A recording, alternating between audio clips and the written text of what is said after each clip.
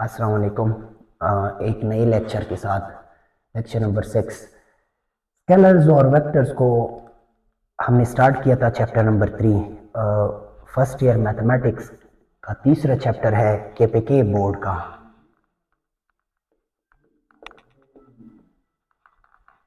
Board इसलिए mention कर रहा हूँ क्योंकि एक्सरसाइज के साथ ही थ्योरेटिकल थ्योरेटिकल एक्सप्लेनेशन के साथ साथ एक्सरसाइज भी हम सॉल्व करते हैं लेक्चर्स में, ताकि पता तो चल जाए कि किस बुक की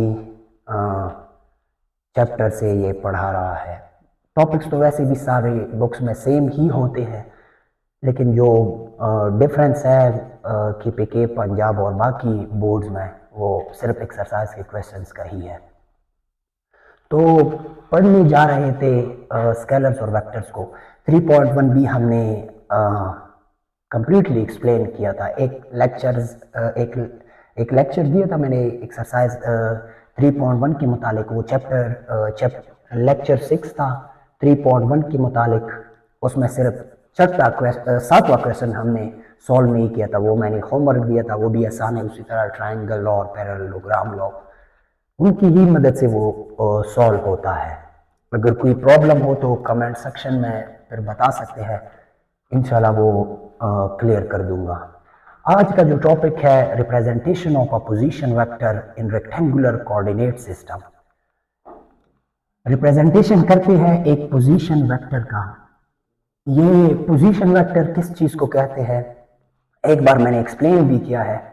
पोजीशन वेक्टर वो वेक्टर होता है जिसका इनिशियल पॉइंट ओरिजिन पे हो और फाइनल पॉइंट जो है, जो टर्मिनस पॉइंट है, वो या किसी एक्सिस पे हो सकता है या तो चारों क्वाड्रेंट में से किसी क्वाड्रेंट में पॉसिबल है।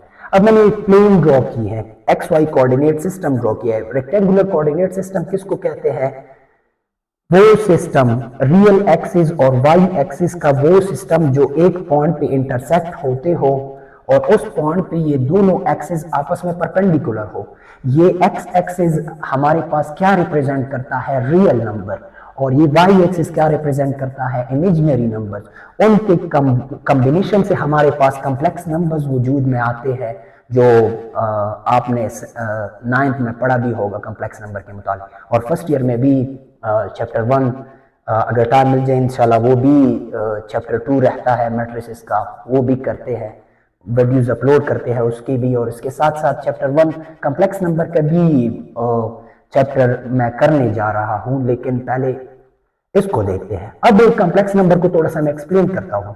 हमने ये पढ़ा था कि वो नंबर जो इस तरह ऑर्डर पेयर फॉर्म में गिवन हो या जो इस तरह रिप्रेजेंट हो सके, जिसका ये पार्ट रियल हो और ये पार्ट इमेजिनरी हो, तो ये दो नंबर्स के कॉम्बिनेशन से फिर बनता है। इसको रियल पार्ट कहते हैं, इसको इमेजिनरी पार्ट कहते हैं, इस अयोटा ही की वजह से। अब अयोटा को कैसे एक्सप्लेन करना है? अयोटा एक इमेजिनरी यूनिट है, ये भी डिटेल से पढ़ा होगा आप लोगों ने चैप्टर फर्स्ट में, वीडियो में, फिर डिटेल से मैं भी पढ़ाऊंगा।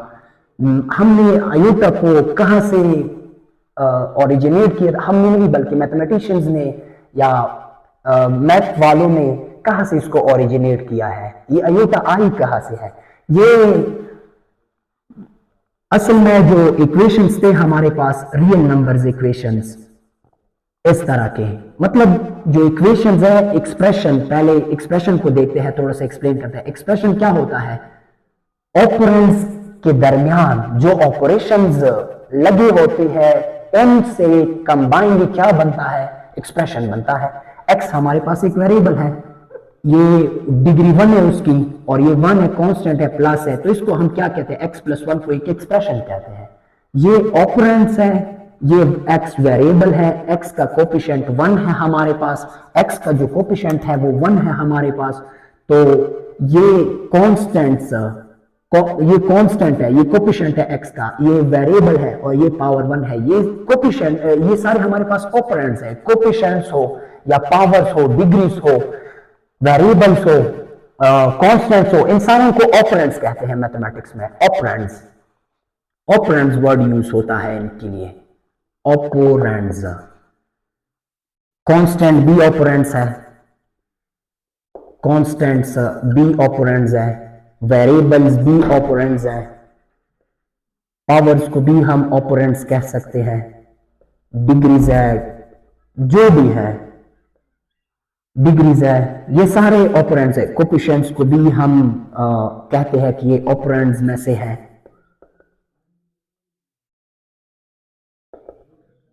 अब इन सारे ऑपरेंड्स में से कोफिशिएंट भी मौजूद है, कांस्टेंट भी है, वेरिएबल भी है, पावर भी।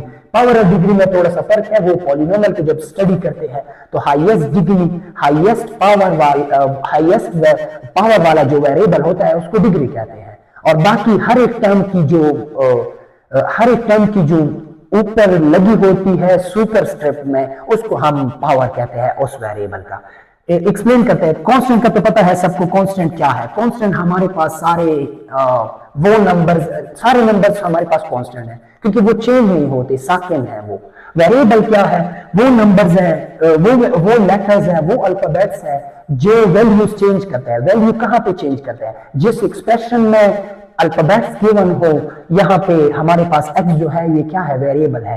अब ये इस 1 की वजह से इसका एक अलग वैल्यू है, वो -1 है। अगर मैं इसको x + 2 लिख दूं तो ये x फिर -2 को रिप्रेजेंट करता है। अगर मैं x - √3 लिख दूं तो ये x किस चीज को रिप्रेजेंट करते हैं? √3 को।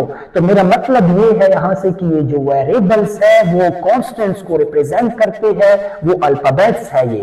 ये अल्फाबेट्स होते हैं, अल्फाबेट्स कांस्टेंट को रिप्रेजेंट कर ले उनको हम वेरिएबल्स कहते हैं।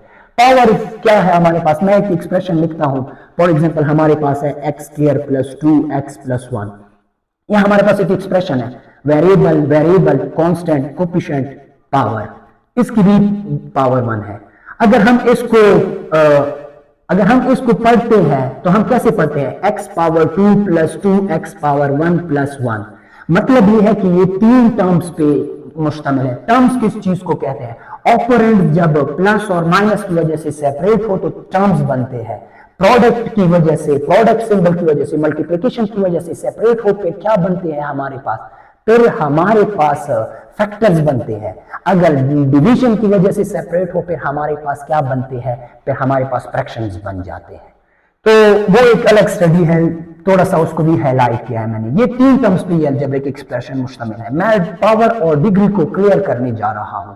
अब हमने कैसे रीड किया? x⁻2 + 2x⁻1 + 1। अब ये पॉलिनोमियल है, लेकिन हम क्या कहते हैं? किस डिग्री का पॉलिनोमियल है? डिग्री 2 का, क्योंकि ये एक ऐसा वेरिएबल जिसकी हाईएस्ट पावर हो, एक ऐसा टर्म एक्सप्रेशन में, एक ऐसा टर्म, ये एक टर्म है। हर एक्सप्रेशन में टर्म्स होते हैं। एक्सप्रेशन में 3 टर्म्स है। अब इन 3 टर्म्स में एक ऐसा टर्म है जिसकी हाईएस्ट पावर क्या है? 2 है। तो ये x⁻2, इसको हम क्या कहते हैं? ये पॉलिनोमियल है। पॉलिनोमियल है किस चीज का? पॉलिनोमियल है डिग्री 2 का, क्योंकि हाईएस्ट पावर जो है वो 2 है। अगर हम सेपरेटली रीड कर ले इसको तो फिर हम क्या कहते हैं? x⁻2। ये इसकी भी, इस वेरिएबल की पावर 2 है, इस वेरिएबल की पावर 1 है। यहाँ पे वेरिएबल मौजूद नहीं है, इसका मतलब है उसकी पावर 0 है। तो ये हमारे पास क्या है? वेरिएबल और डिग्रीज में फर्क है। डिग्री पॉलिनोमियल के लिए, जो डिग्री का वर्ड पॉलिनोमियल के लिए स्पेसिफिकली यूज किया गया है। किस डिग्री का पॉलिनोमियल है? हाईएस्ट वेरिएबल, हाईएस्ट उस एक्सप्रेशन में, हर उस एक्सप्रेशन में वो टर्म जिसकी हाईएस्ट पावर के मुतालिक हमें इंफॉर्मेशन मिलती हो, उसको हम क्या कहते हैं? हाईएस्ट पावर का हमें अंदाजा चलता हो, पता चलता हो, तो उस हाईएस्ट पावर को हम क्या कहते हैं? डिग्री कहते हैं। तो डिग्री किस चीज की होती है? पॉलिनोमियल की। हाईएस्ट पावर वाला वेरिएबल जो होता है वो लीडिंग कोफिशिएंट जिसकी जो भी हो, 1 हो, 2 हो, वो जरूरी नहीं है। लेकिन वेरिएबल हाईएस्ट पावर, मतलब बाकी वेरिएबल्स एक्सप्रेशन में हाईएस्ट पावर वाला वेरिएबल हो, उसको हम क्या कहते हैं? उसको डिग्री 2 पॉलिनोमियल कहते हैं। यहाँ पे मैंने एग्जांपल लिया है डिग्री 2 वाला। अब ये सारे तो ऑपरेंड्स हैं। कोफिशिएंट किस चीज को कहते हैं? वो कांस्टेंट्स जो वेरिएबल के वेरिएबल से जिसका प्रोडक्ट, जिसको वेरिएबल के साथ प्रोडक्ट में लिखा दिया हो, ये 1 ये 2 हमारे पास क्या है, कोफिशिएंट्स है। अब इसके पास जो वेरिएबल है मल्टीप्लिकेशन में वो क्या है, x पावर 0 है, इसलिए इसको हम कांस्टेंट कहते हैं। अगर पूछा जाए कि x पावर 0 के साथ जो नंबर मल्टीप्लाइड में मल्टीप्लिकेशन में लिखा हो तो वो हमारे पास क्या है, प्योर कांस्टेंट है। इसके साथ, इस वेरिएबल के साथ डिग्री 1 वाला वेरिएबल, इसके साथ 2 है, ये क्या है, 2 हमारे पास कोफिशिएंट है यहाँ पे। तो बात कॉम्प्लेक्स नंबर की करने जा रहे हैं, इसलिए थोड़ा सा उसको एक्सप्लेन कर रहा हूं, बैकग्राउंड को एक्सप्लेन करने जा रहा हूं। ये कोफिशिएंट भी क्लियर हो गया हमारे पास। अब है क्या, ऑपरेंड्स। ये ऑपरेंड्स थे। अब नंबर 2 पे मैं क्या एक्सप्लेन करने जा रहा हूं, ऑपरेशंस मैथमेटिक्स में 4 है, प्लस बेसिकली 4 है, plus minus multiplied and divide. अब अगर दो ऑपरेंड्स के दरमियान हमारे पास क्या आ जाए, प्लस या माइनस आ जाए, जैसे मैं लिखता हूं यहाँ पे एक्स स्क्वायर प्लस 2x, या मैं लिखता हूं यहाँ पे, या मैं लिखता हूं क्या, एक्स स्क्वायर माइनस 2x, तो ये माइनस और प्लस ने इन ऑपरेंड्स को सेपरेट किया है, तो ये हमारे पास क्या बनते हैं, ये हमारे पास क्या है, टर्म्स। प्लस और माइनस की वजह से टर्म्स बनते हैं। अब हमारे पास क्या है, मल्टीप्लिकेशन सिंबल। अब अगर मैं multiplied symbol, for example x square को मैं ऐसे लिख सकता हूं, एक्स मल्टीप्लाइड बाय एक्स, तो ये इसके क्या हो गए, 2 फैक्टर्स हो गए। मल्टीप्लाइड से ऑपरेंड्स के दरमियान क्या वजूद में आता है, फैक्टर्स। अब अगर मैं लिख दूं 2x divided by x cube, 2 operands के दरमियान जब डिवीजन वाला सिंबल आ जाए, डिवीजन वाला, या ऐसे भी लिख सकता हूं एक्स क्यूब, इसको मैं लिख सकता हूं 2x divided by x cube, तो ये हमारे पास क्या वजूद में आ जाता है, फ्रैक्शन। मतलब ऑपरेशंस की वजह से डिफरेंट फिनोमिना फिर वजूद में आते हैं, और ये ऑपरेंड्स है। इन ऑपरेंड्स और ऑपरेशंस से ही क्या बनते हैं, एक्सप्रेशंस बनते हैं। इन ऑपरेंड्स और ऑपरेशन से क्या बनते हैं, एक्सप्रेशन बनते हैं। अब इसको मैं एक्सप्रेशन कहता हूं, अब ये हमारे पास एक्सप्रेशन हो गया। अब अगर मैं एक्सप्रेशन में इक्विलिटी साइन डाल दूं तो फिर ये एक्सप्रेशन हमारे पास क्या बनता है, इक्वेशन फिर किस चीज को कहते हैं, वो एक्सप्रेशन जिसमें इक्विलिटी साइन मौजूद हो और उसको इक्वेशन कहते हैं। तो ये इक्वेशन जो हमारे पास है, ये मैंने जो इक्वेशन लिखा है पहले इसको देखते हैं। ये मैंने इस तरह इक्वेशन लिखा है, ऑपरेंड्स जो है इसमें मतलब कांस्टेंट, सारे नंबर्स कांस्टेंट ही, रियल नंबर्स ही शामिल है जो नंबर यूज हुए हैं यहाँ पे। इसको मैं 2 भी लिख सकता हूँ, जरूरी नहीं है, 3 भी लिख सकता हूँ, इधर भी 2, 3, 4 एनीथिंग मैं कांस्टेंट में से मैं लिख सकता हूं। तो ये हमारे पास एक इक्वेशन है। अब इन इक्वेशन में से जो रिजल्ट आनी थी, अगर इसको मैं सॉल्व करूं, सॉल्व करने का मतलब क्या है, to find the value of variable, to solve solution of an equation का मतलब क्या है, वेरिएबल की कीमत को निकालना, इक्वेशन में से वेरिएबल की वैल्यू को निकालना।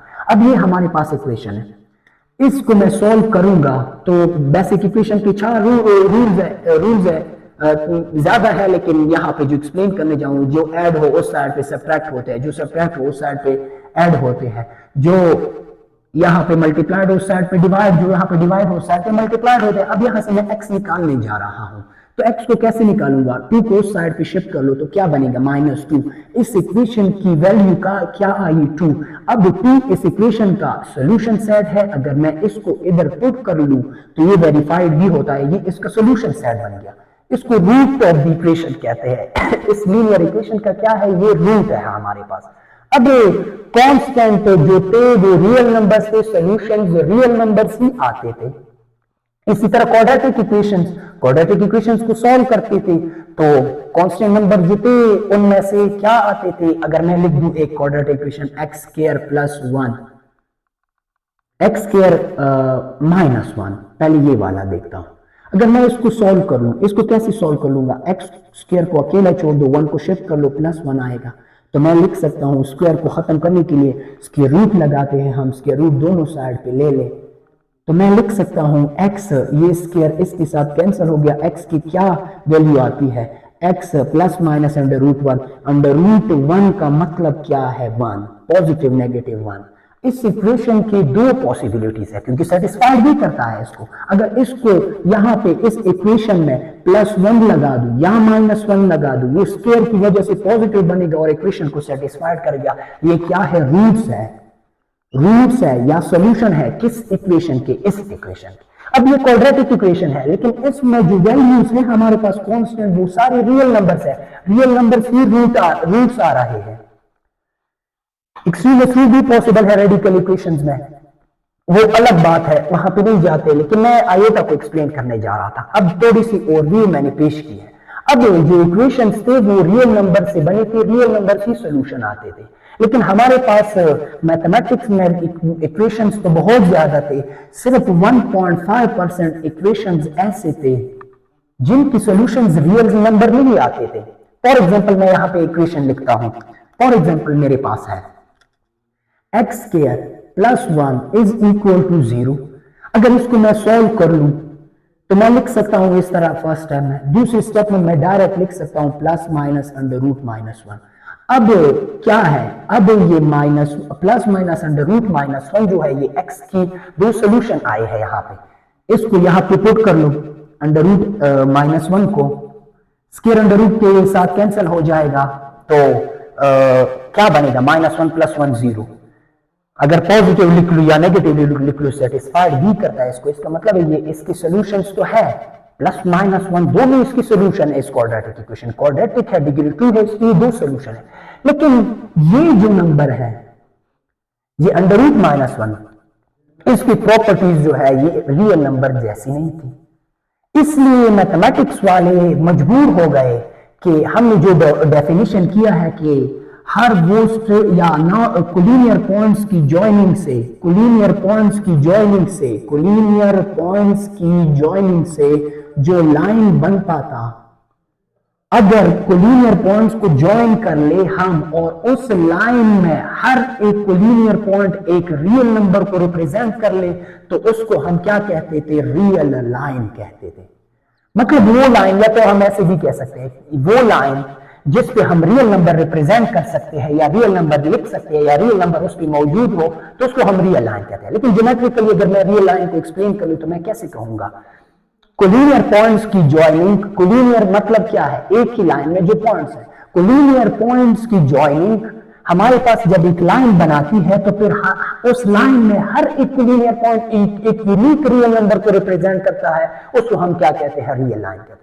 तो ये value under root minus one real number पे मौजूद नहीं था।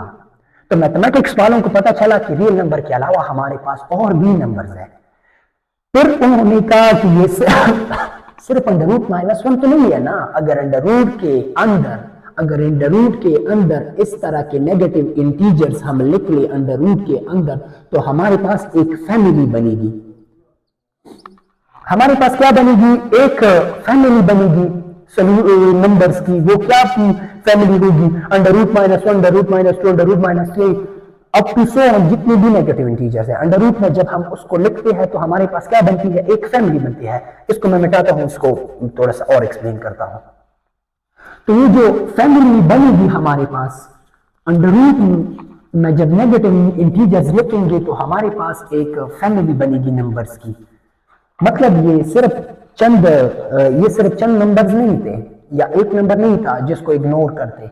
इस सीधी से वो ओरिजिनेट होता है प्लेन का कंसेप्ट। वो ये है मैथमेटिक्स में जब ये वैल्यू आ गई या ये आ गई या ये आ गई, इसी तरह और भी जो है बहुत से नंबर्स उनके कंसेप्ट में आए थे उस इक्वेशंस की वजह से, इस इक्वेशन की वजह से, इस इक्वेशन की वजह से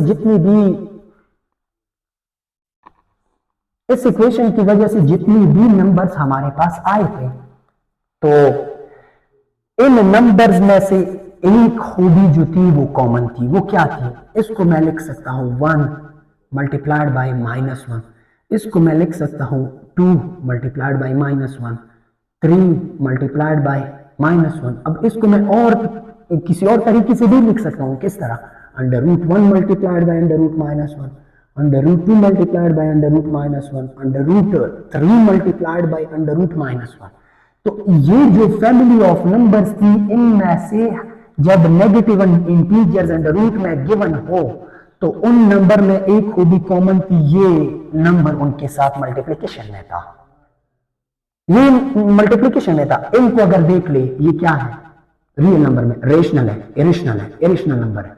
अब इरेशनल और रियल नंबर्स तो है बेसिकली, अगर रियल नंबर के साथ ये वाला नंबर हम मल्टीप्लाइड कर दी तो फिर हमारे पास एक फैमिली बनती थी। इस फैमिली को इसको इन्होंने कैलकुलेट आसानी तरीके से, या अब तक ये कैलकुलेट ना हो सका, इसलिए इसकी बिहेवियर ऐसी थी जैसे यूनिट 10 कीजिए, 100 कीजिए। अब कीजिए भी एक मिकदार है ना, या सेंटीमीटर भी एक मिकदार है। अब ये इसकी जो प्रॉपर्टी थी हर एक नंबर के साथ इस तरह थी कि ये हमारे पास क्या है, यूनिट, किसी यूनिट को रिप्रेजेंट कर रहा है। तो उन्होंने कहा है कि ये हमारे पास इमेजिनेटिव वैल्यू है, पहले इमेजिनेटिव वैल्यू कहा था। अब इस इमेजिनेटिव वैल्यू को इमेजिनेटिव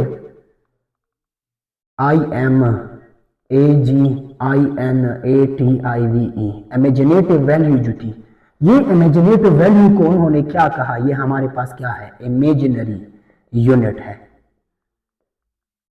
यूनिट है।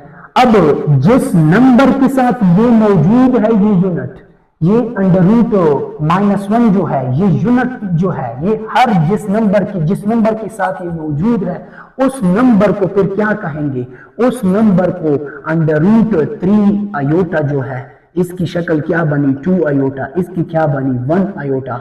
अब इन नंबर्स को, इस फैमिली को उन्होंने क्या नाम दिया, इमेजिनरी नंबर्स। अब इमेजिनरी नंबर्स तो वजूद में आए, लेकिन ये कहां पर मौजूद है, मैथमेटिक्स में ज्योमेट्रिकली भी वो स्टडी कर रहे थे। तो रियल एक्सिस को तो हॉरिजॉन्टल लाइन कहा था।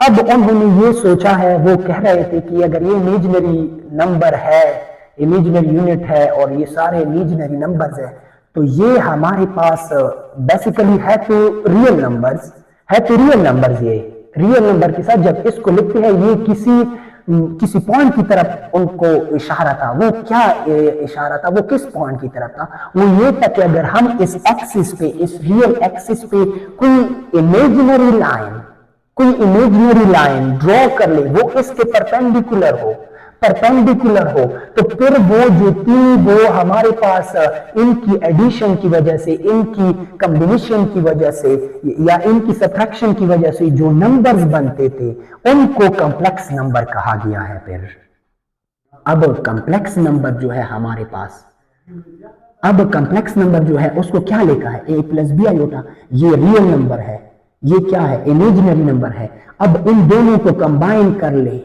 तो क्या बनता है, रियल पार्ट, इमेजिनरी पार्ट, बीच में प्लस या माइनस का मतलब है नेगेटिव इंटीजर, जब b नेगेटिव हो तब ये नेगेटिव भी आ सकता है।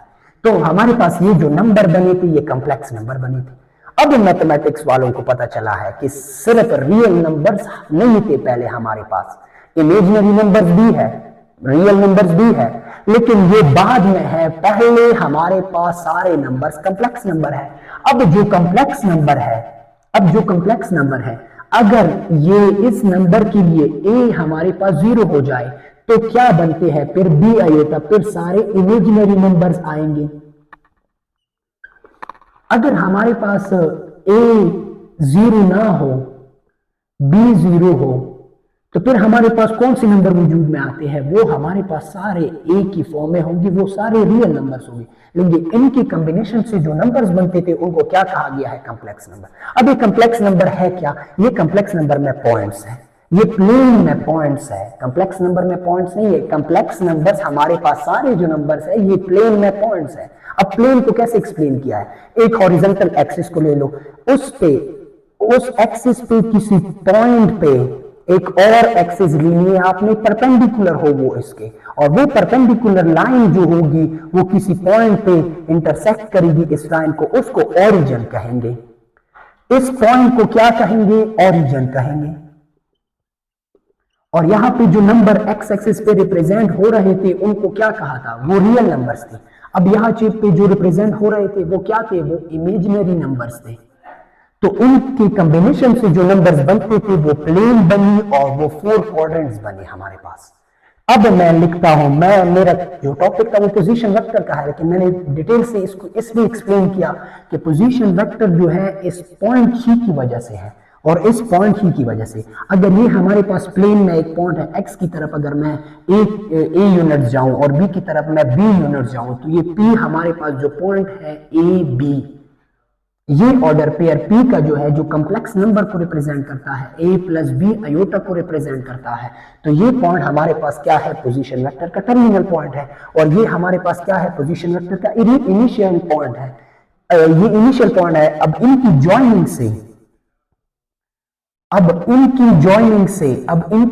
से जो लाइन बनती थी, उस लाइन को कॉम्प्लेक्स नंबर में अगर आप देख ले एक बार, स्टडी कर ले कॉम्प्लेक्स नंबर चैप्टर को, तो उसको क्या कहा था,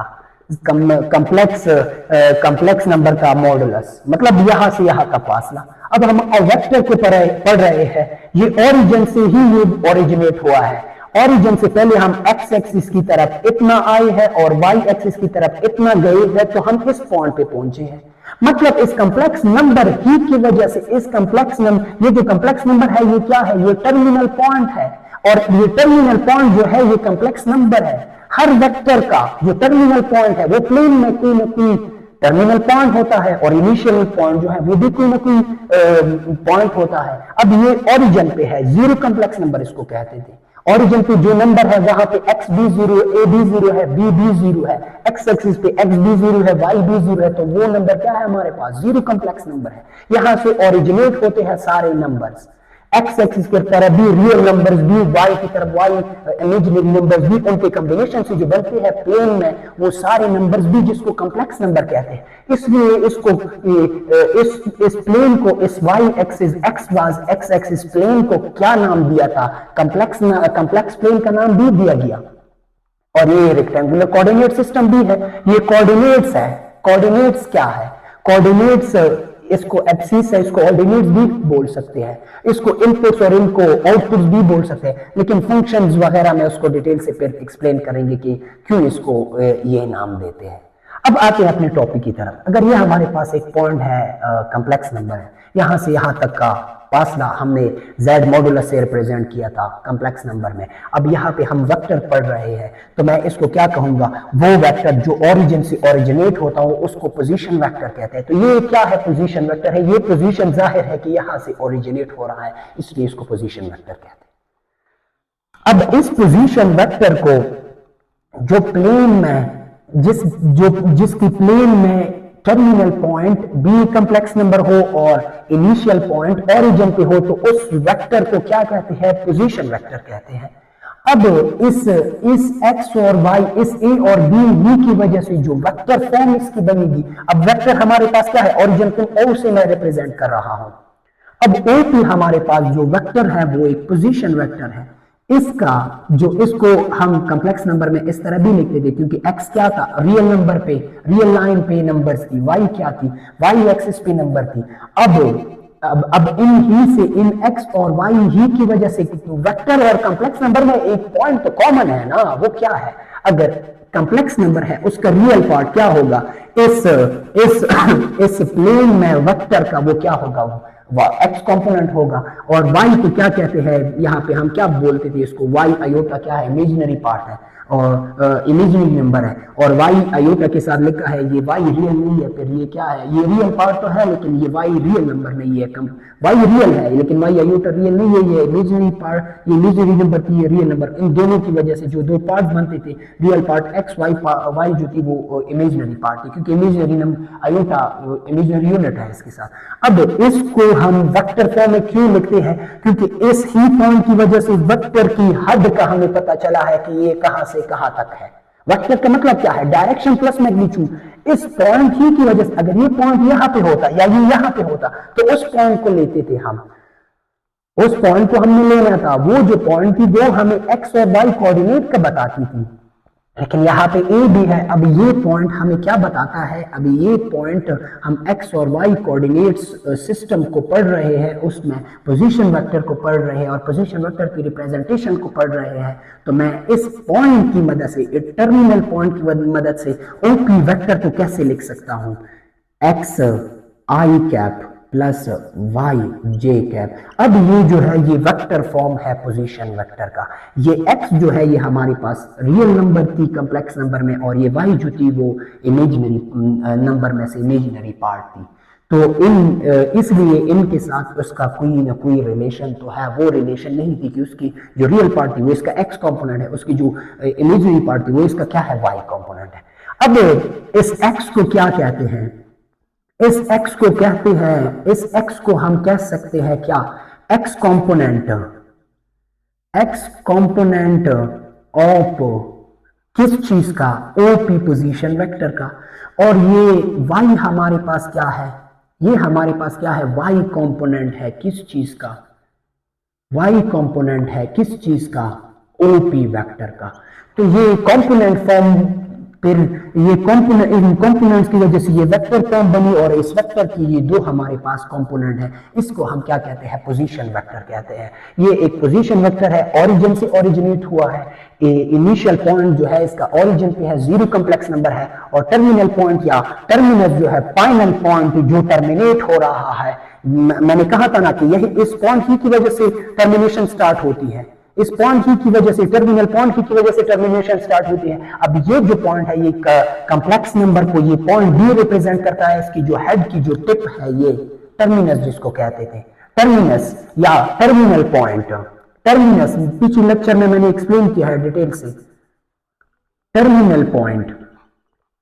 अब इस टर्मिनल पॉइंट की वजह से हमें इस वेक्टर का क्या पता चला, इस वेक्टर के कंपोनेंट्स का पता चला। ये इसका वेक्टर कंपोनेंट है और ये इसका वाई कंपोनेंट है। इसको क्या कहते हैं, इसको इनिशियल पॉइंट कहते हैं, इसको ओरिजिन को।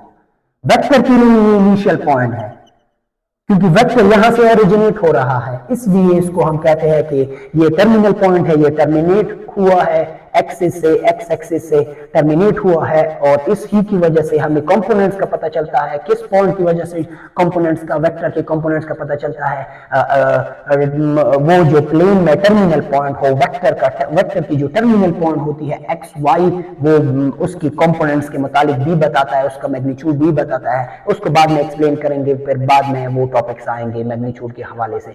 अब ये 2 डायमेंशन है, अगर 3 डायमेंशन को इधर पढ़ा जाए थोड़ा सा उसकी तरफ मैं लेके चलूं आपको कि 3 डायमेंशन में ये पोजीशन वेक्टर कैसे रिप्रेजेंट होगी और उसकी कंपोनेंट फॉर्म क्या होगी, उसको थोड़ा सा एक्सप्लेन करते हैं।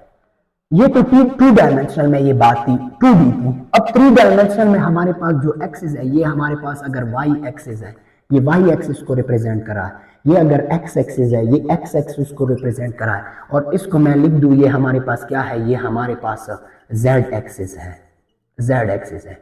अब अगर मैं आपको एक पॉइंट क्लियर कर लूं यहां से, ये हमारे पास 3 एक्सिस है। अब कोई वेक्टर स्पेस में है, स्पेस में कोई वेक्टर है, इस ओरिजिन से ओरिजिनेट हुआ है यहां तक, और जो टर्मिनल पॉइंट है यहां पे, वो क्या होगी, वो ऑर्डर ट्रिपल में हम उसको लिखेंगे। फॉर एग्जांपल यहाँ पे जो वेक्टर है हमारे पास, ये जो p है, इसकी y वैल्यू भी होगी, इसकी x भी होगी, इसकी z भी होगी। ये एक पॉइंट है। अब ये टर्मिनल पॉइंट ऑर्डर ट्रिपल से रिप्रेजेंट हो रहा है। प्लेन के ऊपर, प्लेन के ऊपर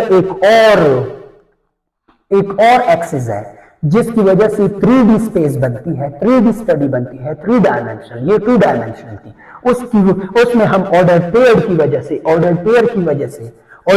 वजह से कॉम्प्लेक्स नंबर का कंसेप्ट क्लियर करते थे। ऑर्डर्ड पेयर, ए भी क्या थी, ऑर्डर्ड पेयर थी। इसको क्या कहते हैं, ordered pair, ordered pair, ordered pair. और ये हमारे पास क्या है, ऑर्डर ट्रिपल है। ये स्पेस की स्टडी है, ऑर्डर ट्रिपल। इसकी एक्स वाई तो बेशक कॉम्प्लेक्स नंबर को रिप्रेजेंट कर रहा है, एक्स वाई कॉम्प्लेक्स नंबर को रिप्रेजेंट कर रहे हैं, लेकिन y जो है वो कोई और पॉइंट है, वो किसी और एक्सिस पे है, इसलिए इसको हम कम्प्लेक्स नंबर, ये इस पॉइंट को हम कम्प्लेक्स नंबर नहीं कह सकते, ये टर्मिनल पॉइंट जो है यहाँ पे। लेकिन इसकी जो ऑर्डर ट्रिपल की जो x कंपोनेंट है, जो x है वो हमें क्या बताती है, ओपी वेक्टर के x कंपोनेंट का बताती है, और जो y है वो j कंपोनेंट का बताती है, और जो z है वो k कंपोनेंट का बताती है। तो इसको हम कहते हैं ये 3D प्लेन में क्या है, ये 3D प्लेन में क्या है, ये 3D प्लेन में इस वेक्टर की कंपोनेंट फॉर्म है, जो x इसका x कंपोनेंट ये है और y कंपोनेंट ये है और z कंपोनेंट ये है। अब इस वेक्टर को या 2D में है या 3D में है, वेक्टर को नोटेशंस कौन से देते हैं, नोटेशंस फॉर वेक्टर्स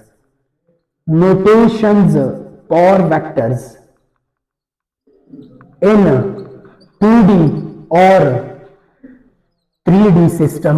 अब कौन से नोटेशंस वेक्टर्स के लिए यूज होते हैं, दो नोटेशन यूज होते हैं, या तो ये वाला एक्स वाई से रिप्रेजेंट करते हैं, चलो, या तो ये वाला नोटेशन यूज करते हैं या ये वाला नोटेशन यूज करते हैं। अब पूछा जा सकता है कि इन दोनों से इसको रिप्रेजेंट किया है, क्यों सेट ब्रैकेट के नहीं लिखा है, क्यों इसमें क्यों नहीं लिख सकते हैं, या इसमें क्यों नहीं लिख सकते हैं। इसको ऑलरेडी एक बार एक्सप्लेन एक चीज के लिए यूज किया है, शायद मैंने एक्सप्लेन ना किया हो पिछले लेक्चर्स में, लेकिन ये क्या है, सेट्स को रिप्रेजेंट करते हैं, कॉमे से सेपरेट होते हैं, और ये भी कॉमे से हम सेपरेट करते हैं वेक्टर की कंपोनेंट फॉर्म जो है। नोटेशन वेक्टर की नोटेशन इस दो तरीकों से हम लिखते हैं। अगर कॉमे से इसको सेपरेट करें तो इसका कैसे पता चलेगा कि ये सेट है या ये वेक्टर है, तो अंदाजा नहीं, पता नहीं चलेगा ना, अंदाजा नहीं होगा इससे, इसलिए ये नोटेशन नहीं यूज किया है इसके लिए। अब ये सेट है लेकिन वेक्टर नहीं है। अब अगर ऑर्डर पेयर को लिख लूं तो फिर ये क्या करता है, ये ऑर्डर पेयर हमें कंप्लेक्स नंबर का बताता है, क्योंकि कंप्लेक्स नंबर को हम ऑर्डर पेयर से रिप्रेजेंट करते थे, इसलिए ना इसको यूज किया है ना इस ब्रैकेट को यूज किया है। दो नोटेशन मैथमेटिक्स वालों ने दी है, एक ये है और एक ये है। तो इन दो नोटेशंस ही की वजह से हम वेक्टर्स को पहचानते हैं। अगर ये दो नोटेशन हमारे सामने आए कहीं पे तो हमें पता चलेगा ये वेक्टर है, अगर ये नोटेशन आए तो हमें पता चलेगा क्या है, ये ऑर्डर्ड पेयर्ड है, ये प्लेन में कोई कॉम्प्लेक्स नंबर है। अगर ये आए तो ये सेट है, ये सॉल्यूशन सेट है, ये इक्वेशंस के सॉल्यूशंस है। तो अब एक्सप्लेन करते हैं थोड़ा सा इसको। ये 2D के लिए है, अगर 3D के लिए ये हमने 2D के लिए लिखे हैं, अगर मैं 3D के लिए लिख दूं, तो हमारे पास फिर 3D में वेक्टर के कितने कंपोनेंट्स होते हैं, 3 कंपोनेंट्स होते हैं। तो फिर मैं ऐसे लिख सकता हूं 3D सिस्टम के लिए कि ये वेक्टर की कंपोनेंट्स फॉर्म है, उसमें 3D सिस्टम है और वो 2D में है। अब अगर मुझे कोई कह दे कि एक वेक्टर है आपके पास, अगर मुझे कोई कह दे, अब थोड़ा सा इसको, अगर मुझे कोई कह दे कि आपके पास क्या है, एक वेक्टर है OP, वो है 2i cap plus 3j cap. इसको वेक्टर फॉर्म में कैसे लिखेंगे, तो इसको कैसे लिखेंगे, 2 3, ये जगह है x की और ये y की। अगर बेशक इसको आपके लिए चेंज भी कर ले, OP को ऐसे लिख ले -3i cap plus 2j cap, आपने ऐसे नहीं लिखना, आपने पहले ये नंबर नहीं लिखना है, ये 2 अगर ये -3 लिखोगे तो ये आपने गलत रिप्रेजेंट किया है। इसका मतलब ये है कि i कंपोनेंट जो है वो हमारे पास, अगर इसको मैं j लिख दूं, इसको मैं i लिख दूं, थोड़ा सा और कॉम्प्लेक्स करता हूं, अगर मैं i लिख दूं, यहाँ पे मैं -3 लिख दूं, यहाँ पे 2 लिख दूं, तो इसको तो हम ऐसे नहीं लिख सकते ना, ये j है, ये दूसरे कंपोनेंट को रिप्रेजेंट कर रहा है, ये पहले कंपोनेंट को रिप्रेजेंट कर रहा है, i है, तो इसको ठीक तरीके से कैसे लिखेंगे, 2 - 3, ये क्या है, कंपोनेंट फॉर्म है, या हम ऐसे लिख सकते हैं। अब अगर 3D में कोई और वेक्टर इसके साथ कोई और कंपोनेंट ऐड कर लूं, फॉर एग्जांपल 4k कैप, तो फिर कैसे लिखेंगे, 2 3 4, ये क्या है, कंपोनेंट फॉर्म है इसकी, इस वेक्टर की। अब जो पॉइंट है वो तो क्लियर हो गया है एमसीक्यू के लिए कि इसको कैसे लिखना है या इसकी कैसे वेक्टर कंपोनेंट फॉर्म बनेगी। अब जो जरूरी चीजें हैं वो क्या है, वो 3 वेक्टर्स है जिसको हम यूनिट वेक्टर्स कहते हैं। यूनिट वेक्टर्स को कैसे लिखते हैं, यूनिट वेक्टर्स को कैसे लिखेंगे इन फॉर्म में। अगर 2D के लिए मैंने लिखना हो तो I के लिए मैं कैसे लिख सकता हूं, I क्या है, X कंपोनेंट है, या तो मैं ऐसे लिख सकता हूं या मैं ऐसे लिख सकता हूं या मैं ऐसे लिख सकता हूं या मैं ऐसे भी लिख सकता हूं, क्योंकि ये 2D में I को रिप्रेजेंट करा है, ये भी 2D में, ये 3D में, ये 3D में। इसका मतलब है फर्स्ट कंपोनेंट 1 है, y 0 है, इधर x और y दोनों 0 नजर आ रहे हैं।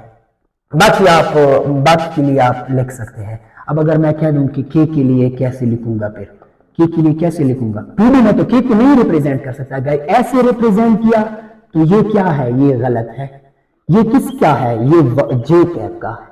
अगर k को रिप्रेजेंट करना है तो k को सिर्फ 3D में रिप्रेजेंट कर सकते हैं, किस तरह, 0 0 एंड 1, और यहां रिप्रेजेंट कर सकते हैं 0 0 या इस तरह।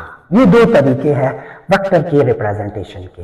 अब अगर इस तरह लिखा हो, ये भी वेक्टर है, वेक्टर की फॉर्म है, ये भी है, लेकिन सिर्फ कंपोनेंट्स रिप्रेजेंट किया है। ये कंपोनेंट I को रिप्रेजेंट करता है, ये Y को, ये J, ये X कंपोनेंट को, ये Y कंपोनेंट को, ये Z कंपोनेंट को।